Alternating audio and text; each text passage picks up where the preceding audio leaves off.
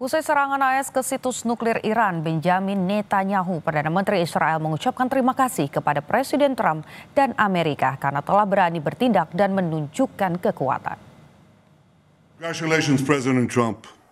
Your bold decision to target Iran's nuclear facilities with the awesome and righteous might of the United States will change history. President Trump and I often say, peace through strength. First comes strength, then comes peace.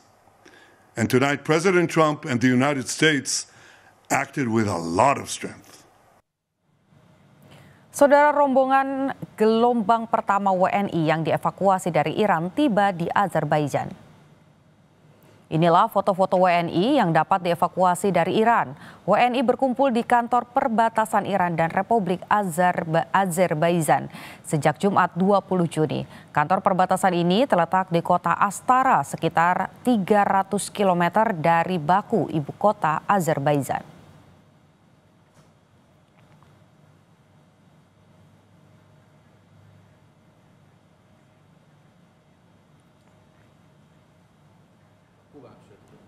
Menteri Luar Negeri Sugiono menyebut ada 4 bus yang mengevakuasi warga negara Indonesia untuk keluar dari Iran. Ada 97 WNI yang dievakuasi tim dari Kementerian Luar Negeri. Sugiono menjelaskan WNI yang akan dievakuasi dari Iran saat ini adalah WNI yang sudah berkomunikasi dan bersedia untuk keluar dari Iran. Bus yang bergerak ke arah perbatasan negara tetangga lah ya. Saya kira itu. Mungkin sekarang udah sampai di perbatasan. Melibatkan TNI juga ya Bang? Melibatkan TNI. Enggak, sejauh ini masih dari pihak Kementerian Luar Negeri. Ini dievakuasi mahasiswa apa seluruh WNI yang tinggal di sana? WNI yang sudah berkomunikasi dan bersedia dievakuasi. Berapa jumlahnya Pak? Kalau seluruh WNI itu 386, kalau saya tidak salah yang terdaftar ya. 97. Yang sudah dievakuasi atau baru? Yang bersedia dievakuasi kan bertahap. Di tengah konflik Iran-Israel, Amerika memutuskan untuk mendukung Israel dengan mengebom 3 situs nuklir Iran. Seberapa besar potensi konflik kian meluas dan mempengaruhi dunia? Kita langsung berbincang dengan pengamat hubungan internasional dari Universitas Parahyangan, Kisino Bawono. Selamat siang, Pak Kisino. Selamat siang, Mbak. Potensi apa saja yang akan terjadi setelah Trump mengumumkan akan membantu Israel melawan Iran? Oke, eskalasi apa yang kemudian akan berlanjut gitu, saya lihat kalau dari kemarin-kemarin pemerintah Iran memang memposisikan diri bahwa mereka tidak akan tinggal diam jika ada agresi terhadap mereka masuk dari Amerika Serikat. Mengutip dari Jerusalem Post gitu ya, pemerintahan Iran memang mengatakan bahwa aset-aset Amerika itu akan menjadi legitimate target untuk serangan balasan dari Iran. Nah sekarang kemudian yang kita tunggu itu ya, karena kita tidak tahu seberapa kuat Iran sekarang setelah mereka diletakkan selama beberapa tahun terakhir dan beberapa hari terakhir, retaliasi apa yang akan mereka lakukan ke negara-negara tetangga. Negara tetangga ini, kenapa saya bilang gitu? Karena beberapa aset Amerika Serikat itu ada di sana seperti military bases dan semacamnya. Lalu di sisi lainnya, kemungkinan sudah akan terjadi, kemungkinan akan dilakukan adalah gangguan supply di Selat Hormuz. Itu ada di selatan Iran, di mana 30% minyak mentah dunia itu kira-kira per hari lewat di situ. Dan kalau Iran masih cukup kuat untuk mengganggu bahkan menutup Selat Hormuz, maka ya gangguan supply global, terutama dari minyak, kemungkinan besar akan terjadi. Dan kenaikan harga minyak mungkin juga terjadi seperti yang diungkapkan oleh The Economist, begitu. Oke.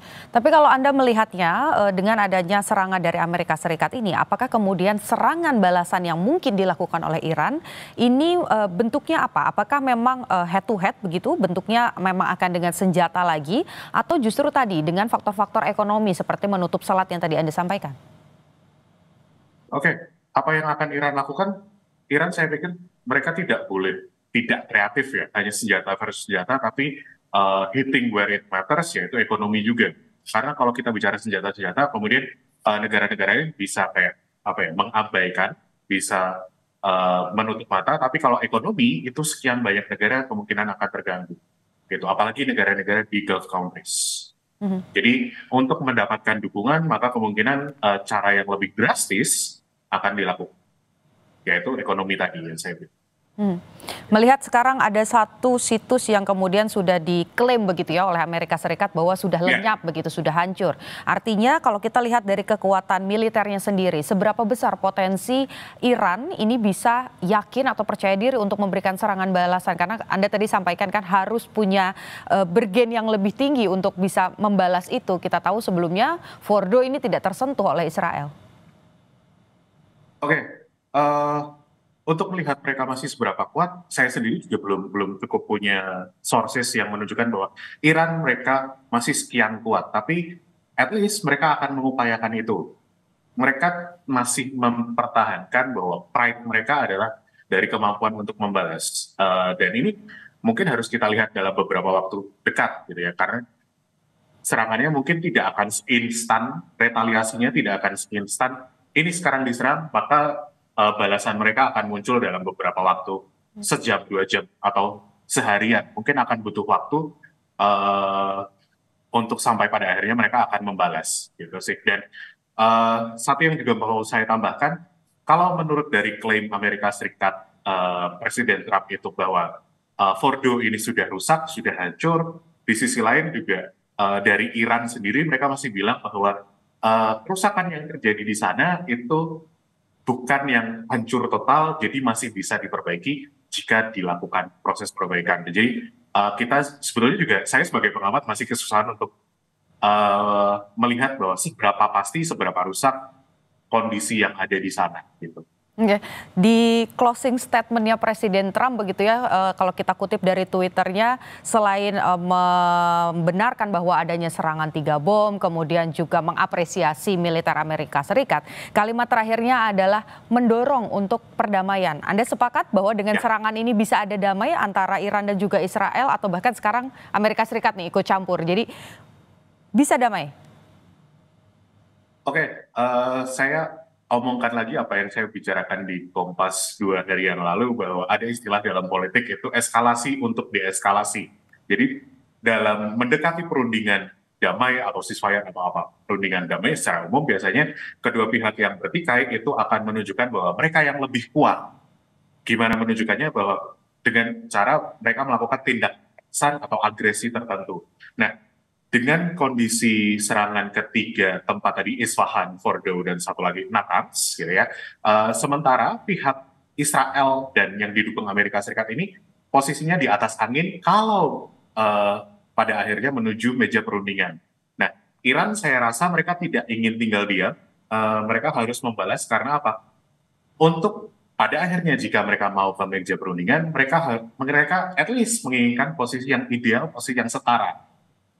Sementara posisi mereka sedang ada di bawah. Nah, cuma what kind of retaliation, balasan apa, yaitu yang nanti kita sementara masih menduga-duga, gitu. Oke, singkat saja Pak, kita kalau bicara soal geopolitik tentu saja ini berkaitan dengan negara-negara di belakangnya begitu ya. Bagaimana dengan Rusia, Tiongkok, dan juga Korea Utara yang sebelumnya juga sudah memberikan statement-statement. Ada yang meminta damai, ada yang meminta Amerika Serikat tidak ikut campur. Dengan adanya serangan Amerika Serikat, bantuan secara langsung, apakah eskalasinya akan seperti apa dari Rusia, Tiongkok, atau bahkan dari Korea Utara? Singkat saja Pak. Kalau dilihat geopolitiknya, kemungkinan mereka juga akan merespon. Namun saya masih percaya bahwa tiga pihak besar ini masih mengupayakan cara damai adalah cara yang paling baik, gitu ya. Mereka ingin Amerika dilemahkan, iya. Mereka ingin menarik Amerika untuk join dalam perang. Saya rasa mereka ingin itu, gitu ya. Cuma bagaimana respon dari mereka? So far, at least di publik mereka masih ingin damai. Cuma di belakang, who knows? Oke, baik, berarti kita masih menantikan apakah buntut atau eskalasi dari serangan Amerika Serikat ini apa betul seperti arahan dari Donald Trump begitu ya, bahwa nanti akan bisa damai atau justru mengeskalasi lebih besar lagi. Terima kasih pandangan dan juga pendapat-pendapat Anda tadi berbagi dengan Kompas Siang, pengamat hubungan internasional Universitas Parahyangan Kisino Bawono. Saudara, usai jeda, retret kepala daerah gelombang 2